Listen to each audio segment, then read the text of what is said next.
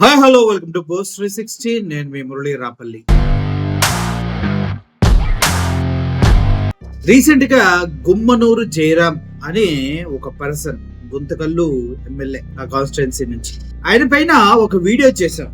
ఆయన ఏదో మీటింగ్ లో మాట్లాడుతూ కొద్దిగా ఓవర్ గా మాట్లాడినవి తీసుకొని ఒక వీడియో చేయడం జరిగింది. అయితే వాడి తొత్తులో వాడి పక్కనున్న చేతకాని కుక్కలో తెలియదు కానీ ఫోనులు చేసి బెదిరించడం మొదలు పెట్టారు. ఫోనులు చేసి బెదిరిస్తున్నారు. అసలు గుమ్మనూరు జయరాం గురించి మాట్లాడే అంత ఉందన్న అందుకే మాట్లాడాము.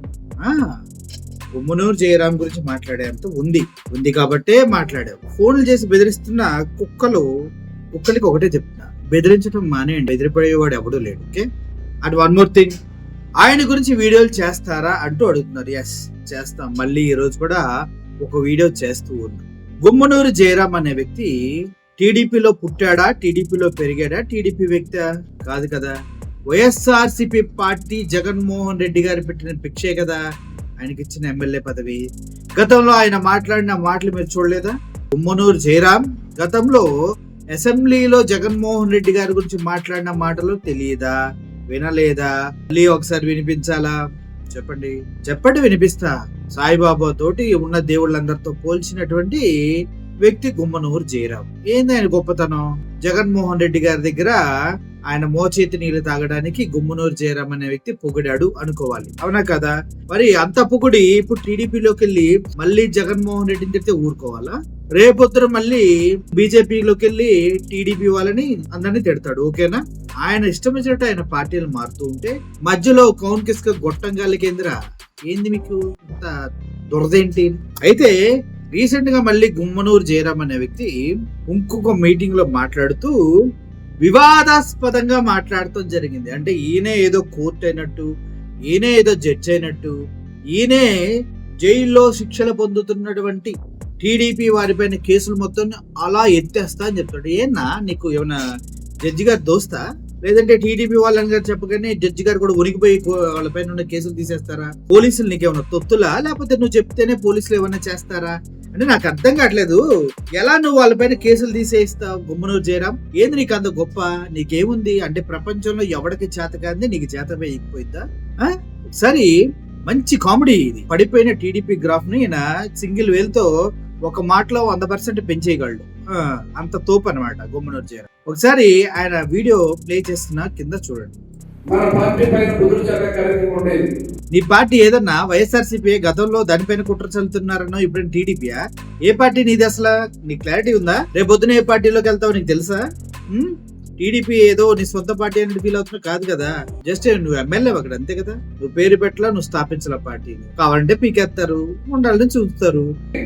తల్లికి వందనం వచ్చిన తర్వాత అన్ని లోపల మూసిపోయి ఇంక అయిపోయింది, మన పార్టీ ఎత్తిపోయింది. నేను మాట ఆ రోజే చెప్పా. ఆ రోజుల్లో గుర్తులు అంటే అది రాష్ట్రం అంతా వైరల్ అయిపోయింది. చూసి ఎక్కడ చూసినా రాష్ట్రంలో గుంటెలు చూసే పరిస్థితి వచ్చింది. అంటే ఇది వాస్తవం. నేనేమో వేరే కమిషన్ పెట్టుకొని ఎవరో దౌర్జన్యాలు చేస్తానని చెప్పరా. ఉన్న మాట అంటే ఏదో ఉరికి అంటారు.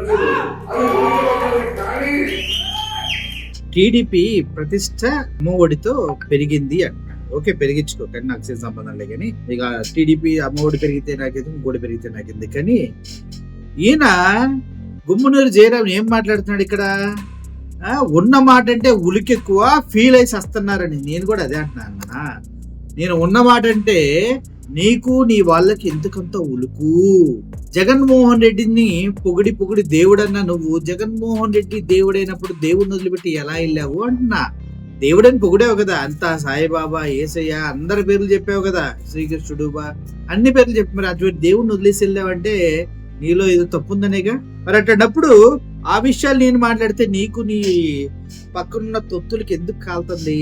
గుమ్మనూరు జయరాం గారు, ఈయన ఉన్న మాట అంటే వేరే వాళ్ళకి ఉలుకంట, ఈయనకు మాత్రం ఉలుకు రాదంట. ఈయన మొత్తం ఉలుకు కాదు, మొత్తం తల్లికి వందనం వచ్చిన తర్వాత మైనస్ కాలం 30% ఉంటే 100% ఈ రోజు మైలేజ్ పెరిగింది.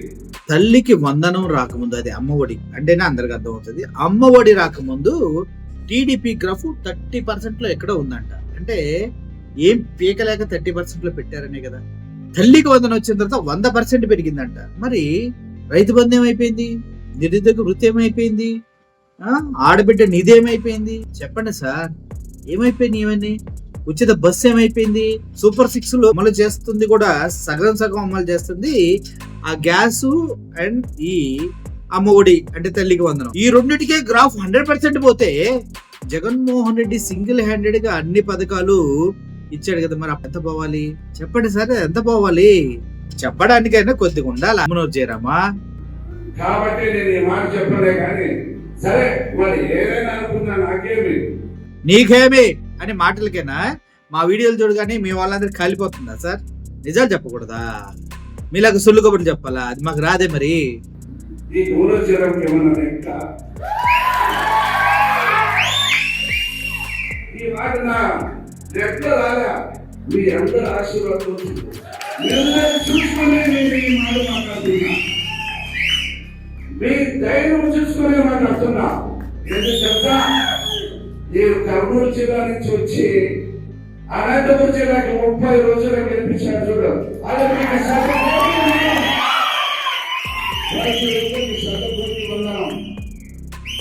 అన్న ఇప్పుడే చెప్పాడు. అదేనా మీరేమైనా వాగ్దానం చేశారా అని ఆయన అన్నారు. అన్నా నేను రాజకీయ ఎలక్షన్ లో వాగ్దానం చేయలేదు కానీ నేను నా అట్టడుగు వర్గం ఎస్సీ ఎస్టీ బీసీ మైనారిటీలకు మోచై కింద నీరు తాగే పదవులు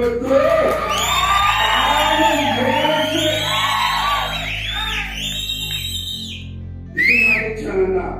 నా ప్రజలు, నా అన్నదమ్ములకి, నా తెలుగుదేశం కుటుంబ సభ్యులకి మీసం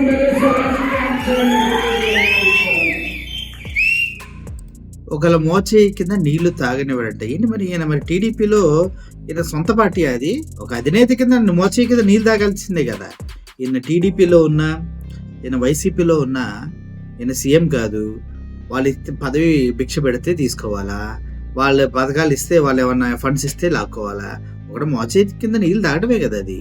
నిజం సొంత పార్టీ, సొంతగా నువ్వేమన్నా హీరో అయింది కాదు కదా. నిజం చెప్పాలంటే ఉద్యోగాలు వదిలేసి ఇండిపెండెంట్గా జర్నలిజం చేయాలని సొంతగా యూట్యూబ్ ఛానల్ పెట్టుకుని ఒకటి మోచేతి కింద బ్రతకకుండా బ్రతికేది మేము. మాకే ఫోన్లు చేసి అల్లా టప్పగా ఒకటి మోచేతి కింద నీళ్ళు తాగే మీ వాళ్ళంతా బెదిరిస్తే ఎట్లా జయరామ్ గారు? ఎట్లా? తప్పు కదా. 100 వీడియోలు చేస్తాను సార్. బెదిరించండి, ఎంత బెదిరిస్తారు బెదిరించండి, చూద్దాం. 5 సంవత్సరాలతో బాధపడిన నా తెలుగుదేశం కుటుంబ కేసులు ఉన్నవే అవన్నీ మాఫీ చేపిస్తానని చెప్పి మాటిచ్చారన్నా. తెలుగుదేశం కుటుంబం పైన పోలీస్ కేసులు ఉన్నాయంట. ఈయన మాఫీ చేస్తారంటే ఎలా మాఫీ చేస్తావు చెప్పు? కొమ్మనూరు జయరాం, ఎలా మాఫీ చేస్తావు? పోలీస్ స్టేషన్కి వెళ్ళి పోలీసులను బెదిరించి వాళ్ళని తీసుకొస్తావా? లేదంటే జడ్జి గారిని బెదిరించి శిక్షలు తగ్గిస్తావా? ఎలా కేసులు పడ్డావని ఎలా రక్షిస్తావు నువ్వు? మా అయితే బెయిల్ ఇప్పిస్తావా? అసలు నువ్వు అది కూడా చేయగలవా? కేసులు ఎలా మాఫీ చేస్తావు? బెయిల్ ఇప్పిస్తే కేసు మాఫీ అన్నట్టు కాదు కదా. మరి చేతగాని మాటలు ఎందుకు మాట్లాడుతున్నారు సార్ అందరి ముందు? ఇప్పుడు సార్ సరే అని అంటారు సార్. ఇంకోసారి 4 ఫోన్లు వచ్చినాయి అనుకోండి, మా వర్షన్ కూడా మారిపోద్ది. డెఫినెట్గా మార్చేస్తాం. ఈ రోజు మన తెలుగుదేశం పార్టీ కోసం 30-40 సంవత్సరాలు కష్టపడిన వారికి పార్టీ పదవులతో నేను మీ పార్టీ కోసం మీరు కష్టపడారు కావచ్చు. కాబట్టి మీకు ఒక స్థాయి బట్టి సర్పంచ్ కావచ్చు, ఎంపీటీసీ కావచ్చు, ఎంపీపీ కావచ్చు, జడ్పీటీసీ కావచ్చు, కౌన్సిలర్ కావచ్చు, అన్ని పదవులను ఇచ్చే భవిష్యత్తు నేను తీసుకుంటానని మాట ఇచ్చానన్నా. అది నా మాట. ఈరోజు చెప్తున్నా, ఈరోజు రాష్ట్రాల గురించి సమస్యలు పిల్లలని ఎలాగే నేను వారిని ఎలా ప్రకటించానో అన్ని కులాలు, అన్ని మతాలని నేను కలిసి రాజకీయం చేస్తానని చెప్పాను చూడు. ఈ రోజు ఈ 3 మండలాల్లో 2 మున్సిపాలిటీలో అందరికి సమానంగా న్యాయం చేస్తానని చెప్పిన హృదయం చెప్పిందని నేను చెప్తున్నా. ఈ గుండెకి ఎప్పుడు కలవశం లేదు, ఎప్పుడు ప్రేమించే గుణం ఉంటుంది. కాబట్టి అన్ని కులాలు సమానత్వం తీసుకుపోయే చోటు నేను తీసుకుంటానని చెప్పి పాటించాలని చెప్పి సందర్భంగా మనం చేస్తున్నాం. ఈరోజు సీనియర్లు బాధపడచ్చు, సీనియర్లు గుర్తించి మమ్మల్ని గుర్తించలేదని. సీనియర్లు పార్టీ కోసం పనిచేశారు కాబట్టి రేపు రాబోయే స్థానిక సంస్థ ఎన్నికల్లో మీకే పదవులు కట్టి పెడతారని చెప్పి ఈ సందర్భంగా మీ అందరికీ మాట్లాడుతున్నాను. కాబట్టి కొంతమంది కొన్ని మీడియా ఛానల్ కూడా గోమరాజం రహదారి, నా దారి రహదారి అని పెట్టారు. బ్రహ్మాండమైన ఇది నా మనసు నేను ఉన్నా ఇది క్యాప్షన్ పెట్టారు. నా దారి రహదారి, నా దారి మీ రహదారి, మీకోసం కష్టపడతాను. ఏది వచ్చి పడినా కొండ వచ్చి మీద కొండకి పెట్టే శక్తి మీ ద్వారా నాకు వచ్చిన సందర్భంగా మనం చేసుకుంటున్నాం. మళ్ళీ చెప్తున్నారు, రేపు ఎలక్షన్ లో మీరందరూ కూడా కలిసి మెలిసి మన ప్రభుత్వం ఇచ్చిన పథకాలన్నీ 50 ఇళ్ళకి వచ్చి, అయ్యా మా తెలుగుదేశం ప్రభుత్వం, మా కుటుంబం, మా ఉమ్మడి కుటుంబం ఇంత అద్భుతంగా పథకాలు ఇచ్చాం కదా, మీరు మాకు ఓటేయండి, మా సైకిల్ గుర్తుకు ఓటేయండి అనే మాట అడిగే హక్కు ఈ ఆంధ్ర రాష్ట్రంలో ఏ పార్టీకి ఉందంటే ఒక తెలుగుదేశం పార్టీకి ఉందని చెప్పి ఈ సందర్భంగా నేను వాళ్ళు చెప్తున్నాను. అదేవిధంగా మనకు తోడుగా పవన్ కళ్యాణ్ అన్న కూడా ఉన్నాడు. పవన్ అన్న చెప్పాడు, మన కూడా సరే సంవత్సరం దీంట్లో వీళ్ళు వైఎస్ఆర్ కాంగ్రెస్ పార్టీ వాళ్ళు పన్నెండు కథలు అంటున్నారు. అయ్యా మీరు పన్నెండు కథలు కాదండి, మేము 15 సంవత్సరాలు 20 సంవత్సరాలు కలిసి మెలిసి ఉంటాము, మీ పన్నెండు కథలు అర్థం అయ్యా అని చెప్పేసి పవన్ అన్నారు. కాబట్టి ఇది ఖచ్చితంగా ఈ ఉమ్మడి బీజేపీ, జనసేన, తెలుగుదేశం ఇది కంటిన్యూగా ఉంటే రాబోయే రోజుల్లో 29 ఎన్నికల్లో కూడా Telugu Desam party, Janasena party, BJP party జెండా ఎగరేసి తీరుతామని చెప్పి సందర్భంగా కాబట్టి పైన కూడా పెద్ద కూడా అన్ని విధాలుగా సహాయ సహకారాలు మనకు ఉన్నాయి.